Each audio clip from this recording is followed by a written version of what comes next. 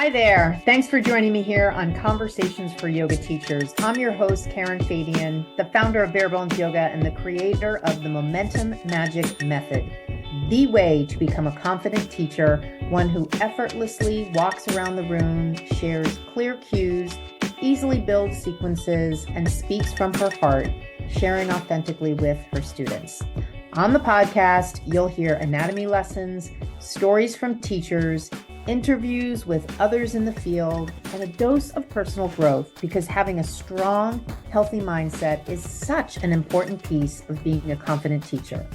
In addition to the podcast, follow me on Instagram and TikTok at Bare Bones Yoga for daily videos. And you'll also see a new link on both of my profiles, my Stan Store link, a literal vending machine for you to select how you best want to be supported as a teacher. There, you'll find links to the podcast, free resources, and other ways I can help you be the best teacher you can be. And don't forget, every single week, in addition to recording you a new episode of this show, I also teach yoga classes and free workshops specifically for yoga teachers. The only way to get your invite is to be on my mailing list. You can do that simply by going to my website, barebonesyoga.com, and down at the bottom, entering your email in the box. Here we go with today's show. Hi there. Welcome to Conversations for Yoga Teachers. I'm your host, Karen Fabian, and this is episode 313. I am recording this on September 5th, 2024. This will go live on September 9th, 2024. And I would love it if you're listening in September, because that tells me that you've been keeping up from week to week and you've been listening to each episode. I do hear from quite a few yoga teachers that they listen week to week, and I love to hear what people are doing. So if you're driving home from class or driving to class or walking your dog, these are all the sorts of things that I hear. I just love to know that we're connected in this way. So you could also be watching this on YouTube, because starting with last week's episode 312, I started to record episodes as well. And you can watch them on my YouTube channel, which you can get to right off of my website. Really easy. There's a link right there on the website, barebonesyoga.com, where you can watch the episode, or you can just keep listening. I think the majority of people will just keep listening. And if you enjoy listening to podcasts, and only having it as an ears only experience, you can definitely keep doing it that way, because I'm not going to do anything that requires you see me, but I wanted to simply add this as an extra medium in case people haven't found the podcast on the podcasting platforms. It's another way for me to get the word out and hopefully grow our community of yoga teachers who listen to the show. So if you are watching it, you're going to see me look down at my notes because I have an index card for every single episode that I do. And so that'll just be hopefully not a distraction, but something that I need to do to stay on track. The other thing I wanted to just quickly mention, if you are a listener and you're in the Boston area and you want to start a podcast and you're not sure how to get started, and you're maybe overwhelmed with the idea of coming up with content ideas, I am going to be doing an in-person presentation at a podcasting studio in Boston called the Podcast Garage. And it's going to be on September 26th. 25th. September 25th. And so if you're in the Boston area and you'd like to come to that event, just send me a DM on Instagram and I'll give you the details. I know that most of my listeners are outside of the Boston area, so I'm not going to go into too much detail there. However, there might be some people that are listening that are in the Boston area or in Boston. So I wanted to put that out there. And, again, if you are a yoga teacher, your podcast doesn't even need to be about yoga. Maybe you're a big gardener, or maybe you love horses, or maybe there's something else that your heart desires to share. I always like to say to people, don't not do a podcast because you're afraid it won't take off. I don't do this podcast to try to make it be a million person downloads every week or whatever a huge statistic would be. It would be nice because I'd like to get this out to as many yoga teachers as possible, but that's not why I do it. I share content here as another way to share with you, as another way to hopefully add value to your life and help you grow as a yoga teacher. And if that is a message that I get out and a relationship that I develop with you and a handful of other people, that is fine with me. So, if you can sort of let go of that results-oriented mindset of, oh, if I do a podcast, nobody will listen, and instead just do it because it's so easy to do. And it's a way for you to start to put content out there. I mean, I don't mean to be morbid, but I think about, when I die, this podcast will always be out there on the airwaves. All my videos, all my reels, all the content I've created, the hundreds of articles I've written, it will all continue to live on. And as the internet gets more and more sophisticated and AI starts to bring more and more results to people when they look for answers out there online, my content will live on forever. And so I never started creating it with that legacy aspect in mind. It's just something though to keep in mind if that's important to you, or even just to put your stake in the ground. And as a thought leader, as someone contributing to your community, as contributing to the lives of other people in their growth with yoga, with other aspects of wellness, or again, in any way that you want to. So I didn't actually plan on going down that little rabbit hole, but here we are. I already did.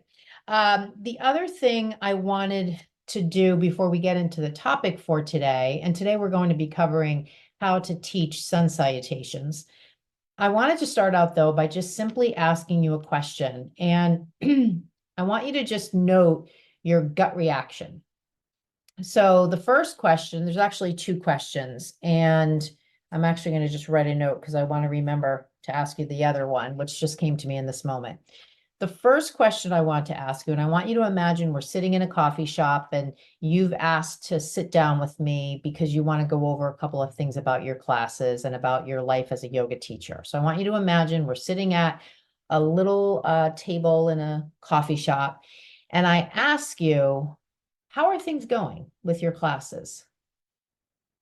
What would you say? Just a simple question. How are things going with your classes? And I want you to start to think about, we can oftentimes have our mind go in the direction of how many people showed up, how much money I'm making, in other words, how much they pay me to teach. That's typically where people's mind goes because we start to go to the external. I want you to go to the internal because I know this is a paradox, a paradoxical statement. It's so true though, that when you focus on you, at least in regards to this conversation we're having here and many others, but this one for sure, you're going to actually have better results. And in a way, it won't even matter what the results are because you will be so in sync with what you want and how you want to show up. And I think this came up in a couple of different ways in some conversations and coaching calls I had this week with teachers who, out of no fault of their own, are putting their students first above and beyond their own needs. I want you to imagine being the kind of teacher who is so dedicated, and dedicated is not the right word because that makes it seem like an advantage. Let me just take a quick sidebar here. Let me get back on track and then we'll go back to where I'm going to go because I don't want to get too waylaid here for purposes of time. When you think about the answer to the question, how are your classes going? I want you to think about it in terms of how you are feeling rather than what we were just talking about a second ago. How many people are coming? Do people give me good feedback after? All of those things are external and actually in less of your direct control than if you look at how you're feeling, which is in your direct control. And this is where the paradox lies because, of course, for many yoga teachers, they are focused on how many people are coming to my classes. Do I get good feedback after? If I ask people if they liked it, do they say yes? I mean, it's really common for me in coaching calls with teachers for them to almost try to justify what they are doing in class by saying, oh, people said they liked it. And of course, we want people to like our class. However, we can't control how they feel. And I don't believe one of our goals needs to be whether or not people like it. In fact, like I've actually gone to classes where the teacher was really hard, and I don't think I necessarily gelled with the teacher. However, the class was really good, right? So I don't necessarily have to like the yoga teacher to get a lot out of the experience. That's not super common. I mean, you have to sort of be able to separate yourself from the personality part of the person. And of course, you want to like the teacher whose class you're attending. I think the point here, though, is I want you to shift the focus to you. So rather than having your brain go in those directions, I want you to start to explore, how do I feel when I teach? How much worrying do I do? How much stress do I have? How does my physical body feel when I walk in the room? How do I feel in general? Do I feel tired? Do I feel stressed? Do I feel low energy? Do I have tendinitis? Do I have other aches and pains in my body that I can directly tie to what I am doing in class, which probably means you're practicing too much with your class. When your body starts to give you signals and signs of injury, it's signs of overuse. And if you're not training for a marathon, but you're teaching 5 classes a week or less or more, that might be the culprit. So when you hear that question, how are your classes going? What comes up for you? And you can feel free to DM me on Instagram and let me know any revelations you're having about these 2 questions I'm going to ask you. The second question is, how much on a scale of 1 to 10 do you love the sequence you are teaching? And I hope you say a 10, because if it's anything less than a 10, then I'm asking you, my dear friend, why are you teaching that sequence? You know, one of the things I uncovered in the last handful of coaching calls that I did with more than one person, so this is not just a one-person thing, is that teachers don't really like a lot of the sequences that they're offering. They're offering those sequences, though, because they feel they have to, or they feel that's what people want, or they feel like that's what people need. And when I dive a little deeper in these conversations about the where is this information coming from that this is what people need? Oh, that's what I heard. Oh, that's what I observe when I go take class. Oh, that's what so-and-so does in her classes, and she always has a lot of people. No, we are not operating in this way. And I totally can appreciate that when you press play and listen to my podcast, you probably hear a lot of different things that you don't hear anyplace else. Just like when you watch my reels on Instagram or in my other social media content on TikTok or my lives on IG, or even the emails if you're on my email list. I am not like a lot of yoga teachers. I think very contrary. And so, you know, this idea of I'm doing things because I think people want this particular type of sequence, I want you to see the disconnect there. If it's like wearing a pair of shoes that don't fit you, wearing a pair of jeans that you hate, your sequence is an extension of you. Your sequence is your brand, one of the aspects of your brand. And if you don't think that you're a brand because you're thinking in your head, oh, I just teach 1 class a week. Oh, my yoga teaching isn't a business. I hate to say it, but that's not a correct way to think about it. I want to say it's wrong. It's just not the reality. Every time you step into the studio, to teach or wherever you are teaching, if it's a non-studio setting, you are creating a relationship between you and your students. You are standing for something. You are messaging them through what you offer, what you're about. That is brand development. When you buy a can of Coke and drink the Coke, there is a specific taste. There's a specific look to the can. There's a specific, way it feels in your hand. There's a whole vibe to it. When you look at the commercials, and on and on. I don't need to go into brand management right now, but the idea is once you start appreciating that you are in part a brand, and if you don't want to think about it through that marketing lens, just think about it in terms of yourself. You are representing something every time you go in to teach your class. So wouldn't it be amazing if what you're teaching is something that you absolutely love and can stand behind as a reflection of how you want to show up and offer yoga? Think about every time you go into the classroom and you teach a class, it's like you're offering a gift with a beautiful gold wrapping paper on it and a beautiful red bow. It's like you're giving every student in that class a gift, and they unwrap it and there's the yoga practice. You want that gift. I mean, I'm assuming it would be reasonable to guess that you would want that gift to be something you'd want to give them.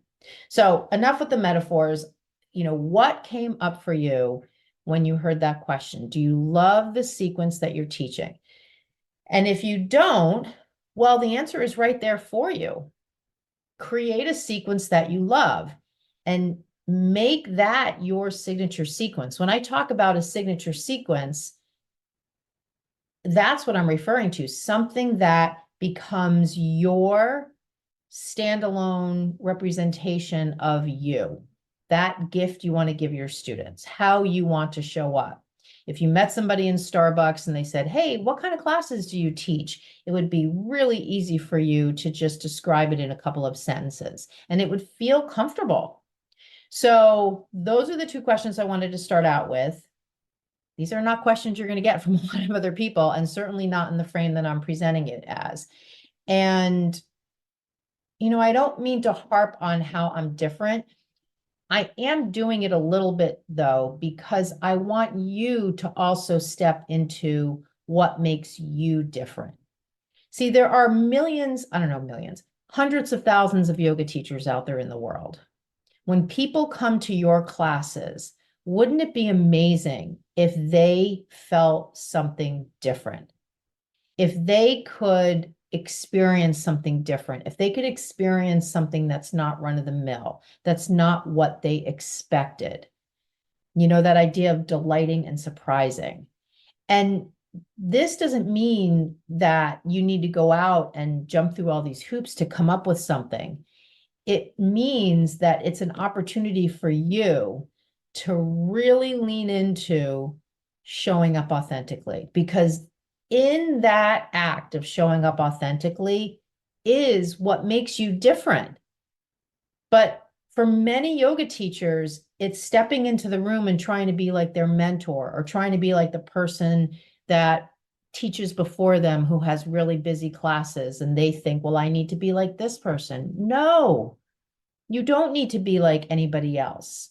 The universe is asking you, is giving you an opportunity to show up as yourself.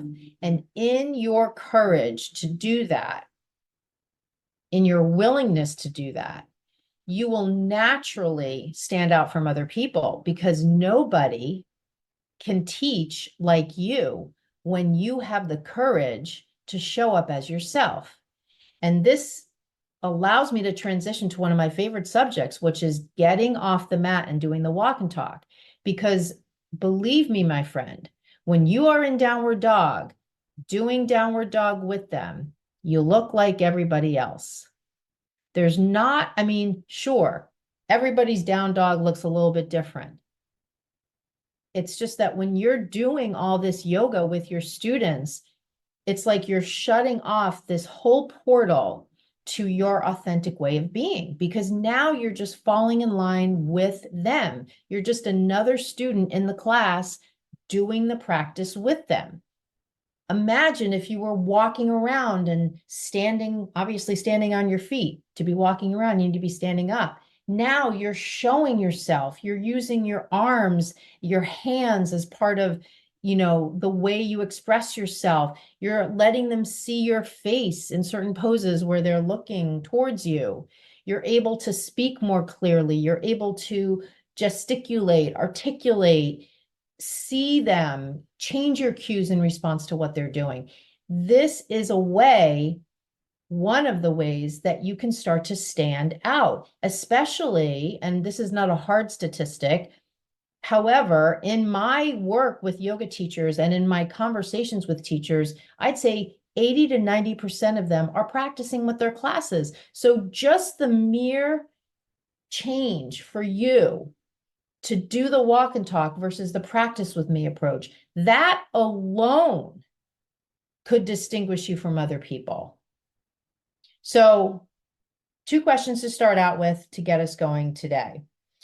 In terms of events and workshops for the month of September, I am going to be doing a workshop on September 10th, and I'm going to be talking about how to do the walk and talk. So if you're out there teaching and you're practicing 50, 60, 70, 80, 100% of the time of the sequence with your class, and you would like to learn how to do the walk and talk as a different way of teaching, and I just went over all the benefits of that approach, send me a DM on Instagram. I'll send you the info for the workshop. It's going to be on September 10th at 2 p.m. Eastern Time.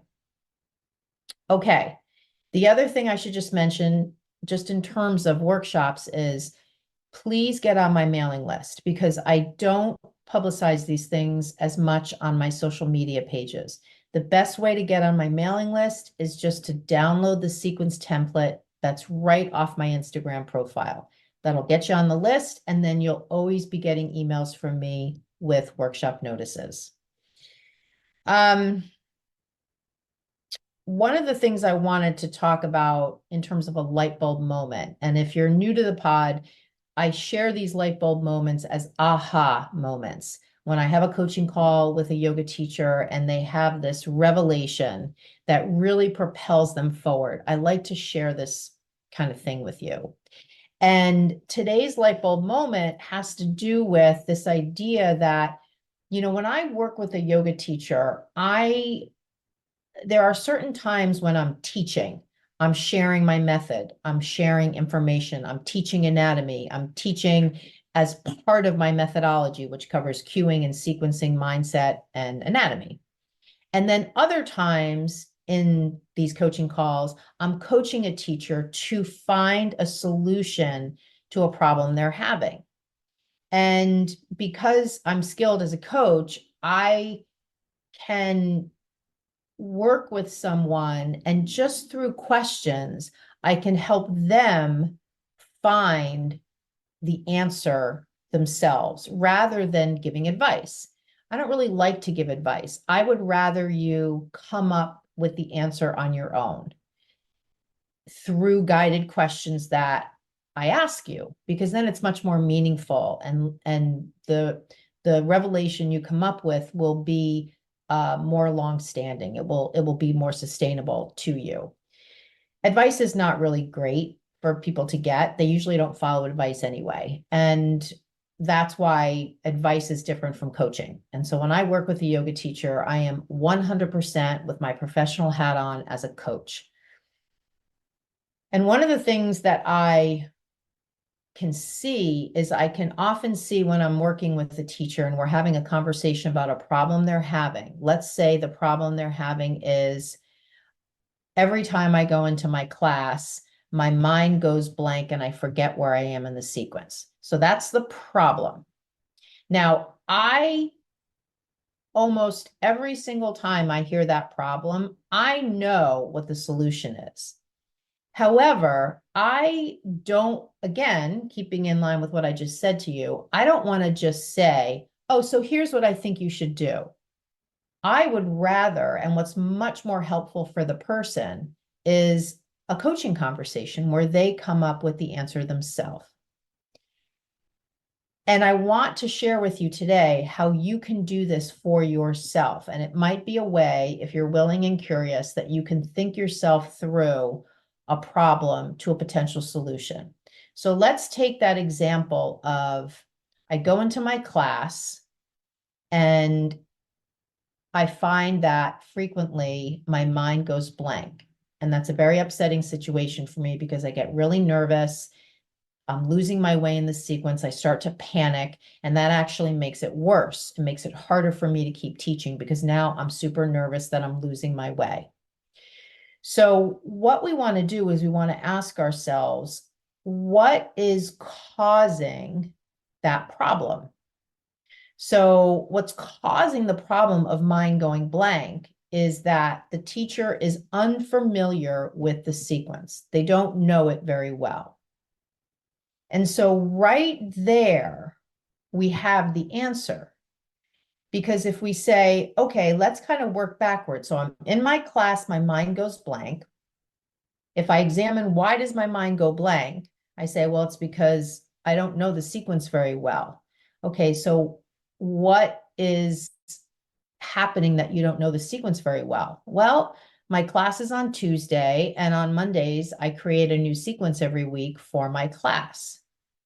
Okay, so what would happen if instead of creating a new sequence every Monday for your class on Tuesday, if for 4 Mondays in a row, you didn't create a new sequence and you simply taught one sequence for the entire month? Now, if you're a longtime listener of my pod, you're probably tired of hearing about this because I talk about this every time. However, it never gets old. It never gets old because every time I talk to teachers, they're changing their sequence all the time. And they're also having mind goes blank syndrome. So I need to keep talking about it. I need to keep talking about it because what I just walked you through is a process where you can come up with the answer yourself to any problem you have. Where the rubber meets the road, though, is are you actually going to do it? Meaning, are you going to teach the same sequence for a month?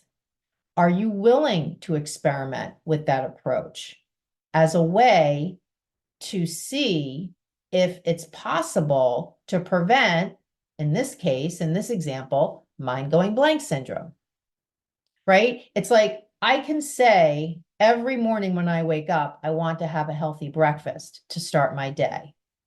And if I never actually have a healthy breakfast and instead have a donut, I'm never going to be able to experience what it feels like in my body to have a healthy breakfast.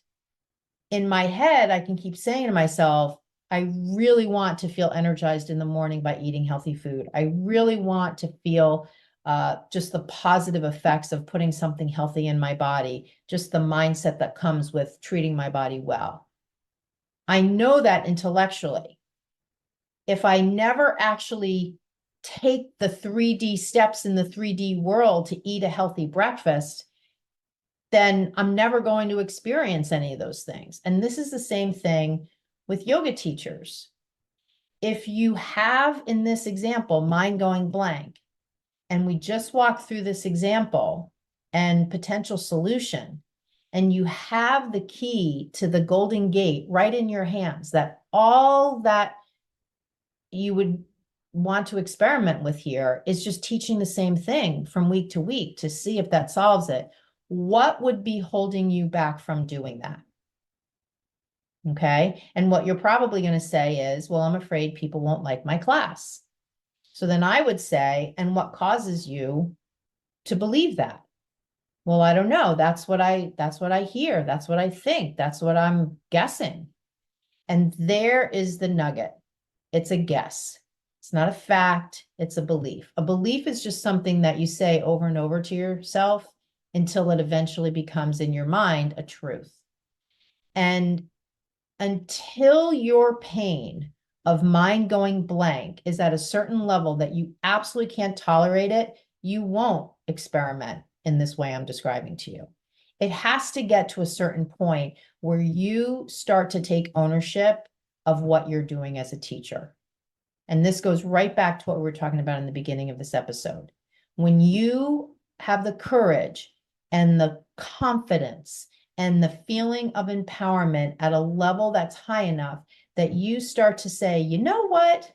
Why am I pandering to this false belief about people getting bored? And as a result, putting myself in a situation where my mind's going blank every week out of an assumption that people aren't going, why am I doing this for some false imaginary person that might get bored? This imaginary person that might get bored is causing me to create a new sequence every week and go into class and have this awful experience of my mind going blank, all for something that is just a fake story. And I'm being emphatic about this with you because it is such a common conversation I have. And so I want to be really forceful with you in just being super crystal clear about how the mind just goes in these directions to justify what really seems absurd. And the reason, additionally, that it's challenging for yoga teachers and maybe you is because it's prevalent. So many people are talking about this. You know, a lot of yoga teachers that talk to me, this is the logic. So I'm sure you're hearing it too. This is why it partly takes courage. And it really takes you saying, I'm worth it. I love myself enough to put myself first. And I appreciate that in doing that, I'm going to be able to help my students more. So that's part of this mindset minute conversation I wanted, or light bulb moment I wanted to have with you. Because when you take yourself through that process of evaluating the problem you're having and looking for kind of the hidden belief behind it, you'll have a light bulb moment where you realize, oh my God, the answer to my problem is right there. Like in this case, all I got to do is teach the same damn class for the next 4 weeks, and therein might be the answer to my problem. Now I don't have any more. By the end of the 4 weeks, I could have 50% less of mind going blank syndrome. And wouldn't that feel great?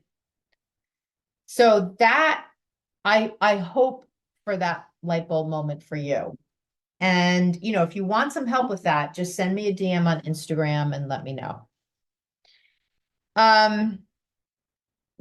A related conversation or a related piece I wanted to share with you before we get to the topic of teaching Sun Salutations is I want you to create a power mantra.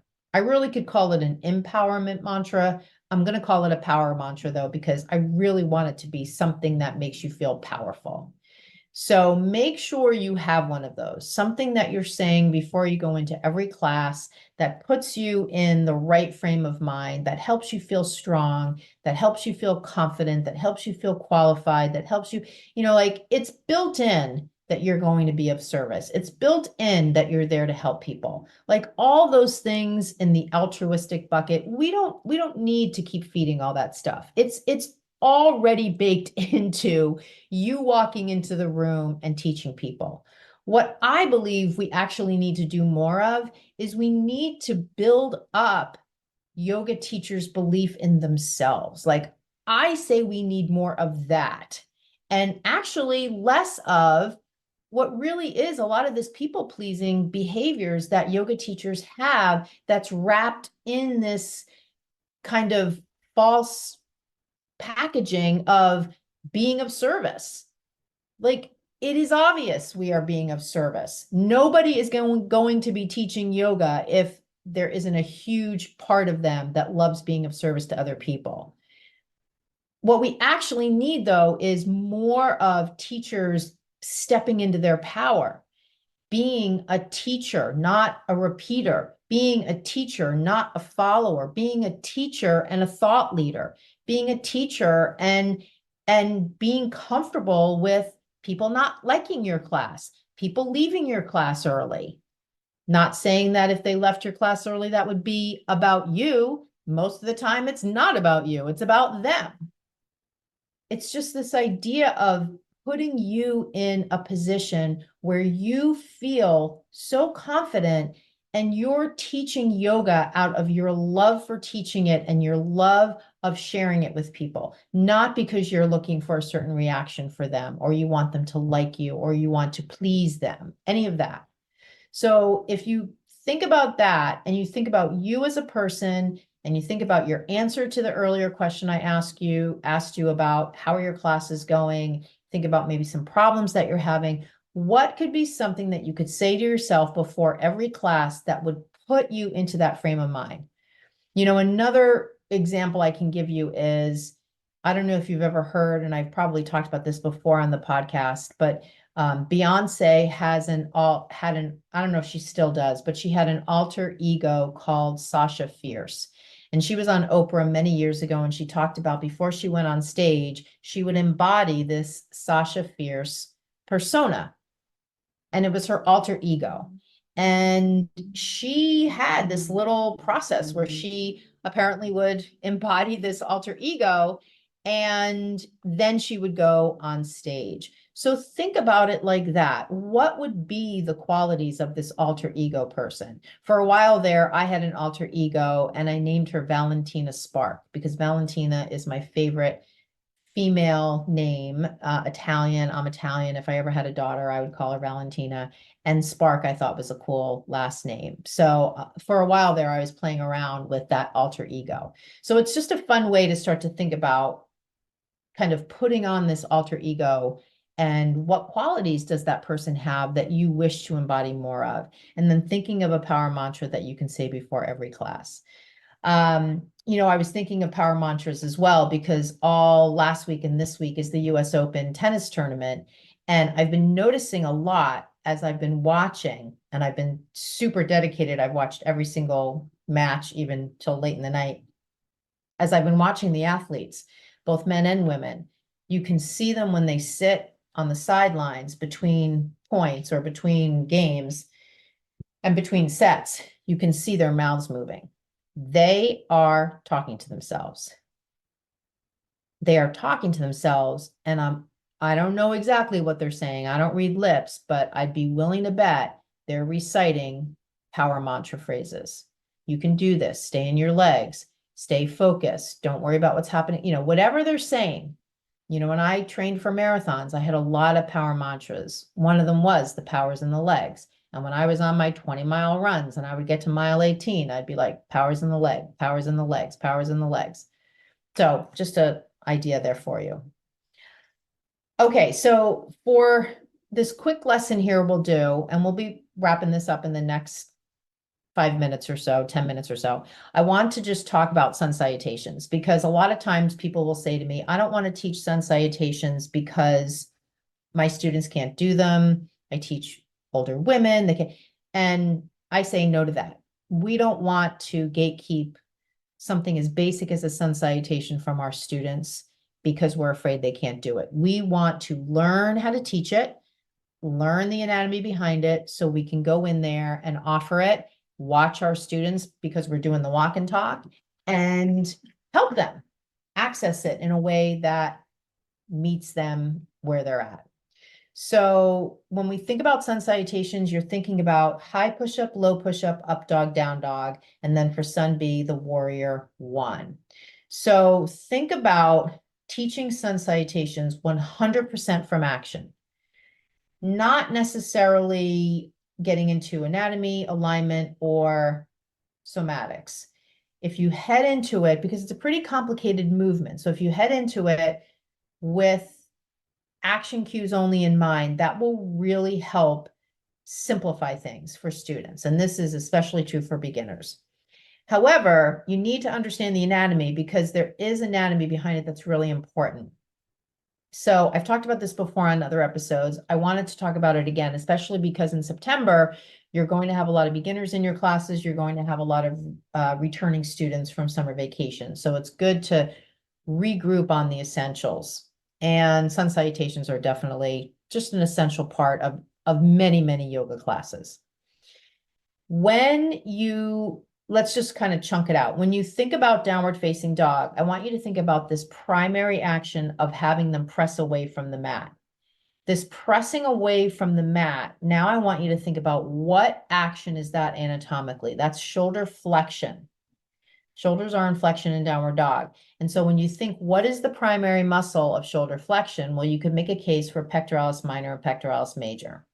So see how I did that there? I looked at the pose, I looked at one of the primary actions, and then I identified the muscles in action. This is why it's so important that you understand anatomy, because even if you're not speaking to it in your cues using muscle names and joint action, knowing those things will inform the action cue that you share.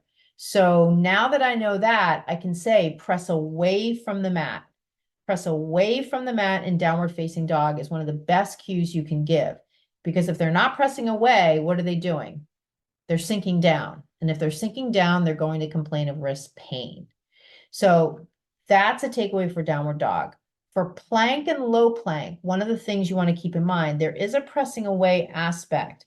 I want you to keep in mind, though, in plank and low plank, the contribution of the core and the legs. So with respect to the core, think about the transversus abdominis, which runs around the center of the body. That's the hugging in, hugging the sides of the waist in.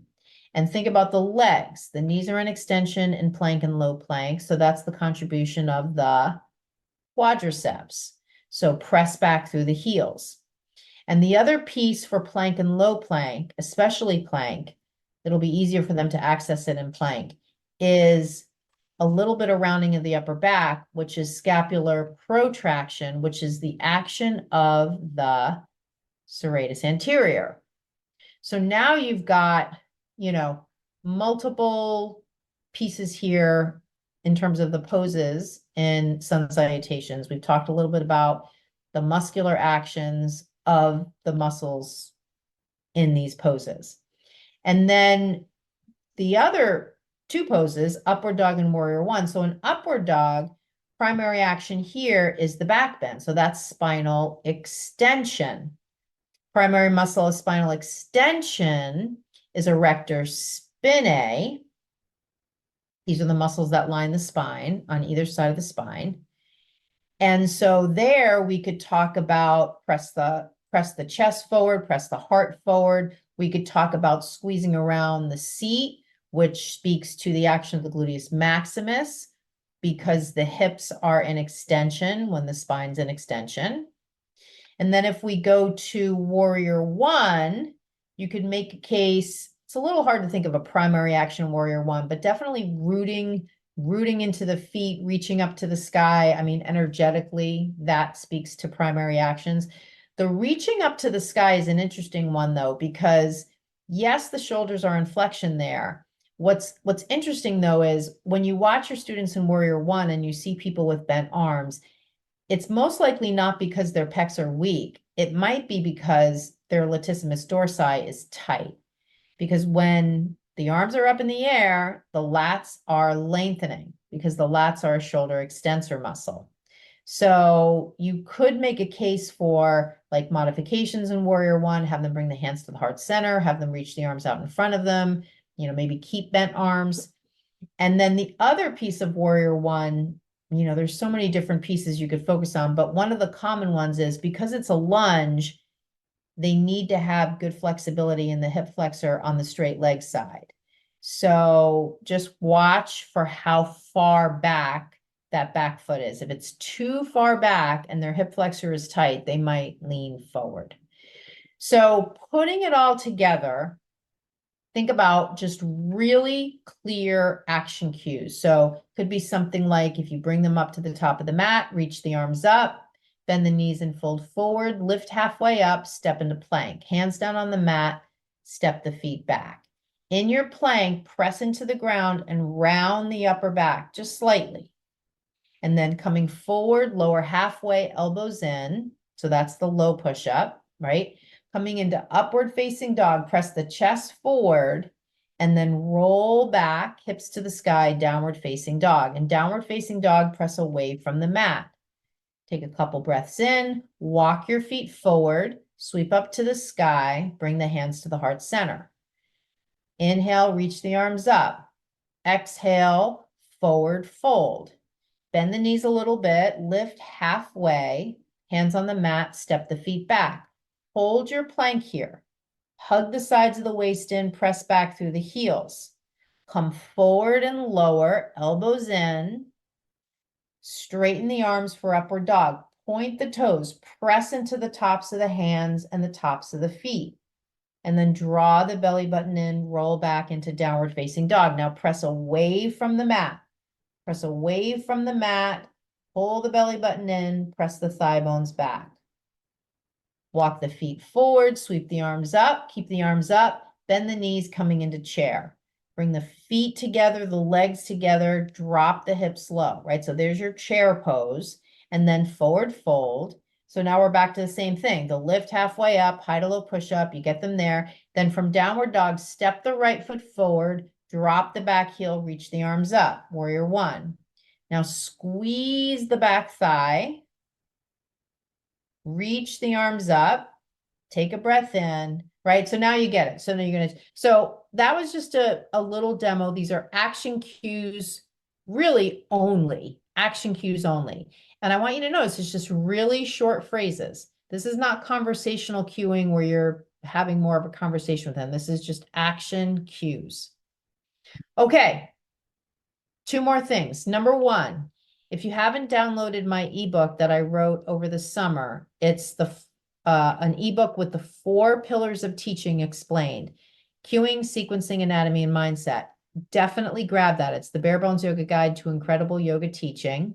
You can get it by going to my Instagram profile, and it's right there for you to download. It is a wonderful guide. I pulled together all of my best strategies and solutions. I just wrote it about a month and a half ago, so it's fresh, brand new, right up there for you to download. And then the next thing is, here we are in the month of September. It's back to school, back to teaching, bigger classes, more beginners, returning students. So it's really important that you be on your game. So if you're listening in the month of September and you're interested and you're ready, it's not really interested, you're ready. You are teaching weekly paid classes, you're done with your 200-hour teacher training, and you are ready to just pull it all together to transform into an empowered, confident yoga teacher, better cueing, better sequencing, truly understanding anatomy. And you're listening to this in the month of September, and you're ready for that. You're ready to make that transition. Send me a DM on Instagram and use the phrase September Accelerator. September Accelerator. And what I will tell you about is how, during the month of September, I will offer you an incentive to work with me inside my program. And in 30 days, we will get you right on track. You'll be on that track to transformation.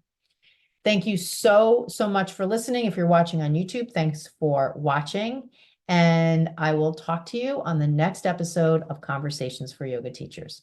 Namaste. Thanks for being here with me today. I hope you enjoyed it. And hey, one more thing. While I don't know you personally, I know what a yoga teacher looks like who's ready to work with me. She's ready to take action. She's looking for someone who has the answers she needs. She knows she's worth the investment. She can't wait to get all her prep time back, and she's excited to make a positive change. If that's you, DM me the words podcast offer to my Instagram, and I will give you a special incentive to work with me inside my signature program.